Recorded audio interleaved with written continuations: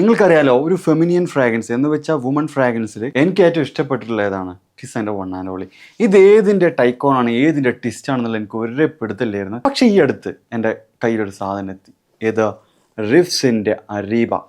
Okay, ഇത് tycoon ആയിട്ട് വരുന്നത് നമ്മുടെ ക്രീഡിൻ്റെ ക്യൂൻ ഓഫ് സിൽക്ക്. അതിൻ്റെ ടിസ്റ്റാണ് നമ്മുടെ വൺ ആൻഡ് ഓൺലി. അതിൻ്റെ ഇൻസ്പയർഡ് ആണ് ദിസ് വൺ. ഇതിൻ്റെ പ്രസൻറ്റേഷൻ എൻ്റെ മോനെ 10/10 ആണ്. നിങ്ങളുടെ പ്രിയപ്പെട്ടവർക്ക് ആർക്കെങ്കിലും ഗിഫ്റ്റ് കൊടുക്കണമെങ്കിൽ ഒന്നും പറയാനില്ല, അടിപൊളി ഫ്രാഗ്രൻസ് ആണ്. പെർഫ്യൂം വെക്കാനുള്ള ഒരു സ്റ്റാൻഡും കാര്യങ്ങളൊക്കെ ഉണ്ട്. Extra deep പെർഫ്യൂമാണ്. ലാസ്റ്റിംഗ് എനിക്ക് ഏകദേശം 1 day പ്ലസ് ലാസ്റ്റിംഗ് കിട്ടിയിട്ടുണ്ട്. ഇത് വിൻ്ററിൽ യൂസ് ചെയ്യുക, സമ്മറിൽ യൂസ് ചെയ്യുക. വിൻ്ററിലായതുകൊണ്ട് കുറച്ചും കൂടിയും നല്ല ലാസ്റ്റിംഗ് കിട്ടിയിട്ടുണ്ട്. എക്സ്ട്രാ ഡീപ്പ് പെർഫ്യൂമാണ് വരുന്നത് അരീബ. നൈസ് ആറ്റമൈസർ. ഇതിൻ്റെ സ്മെല്ല് വരുന്നത്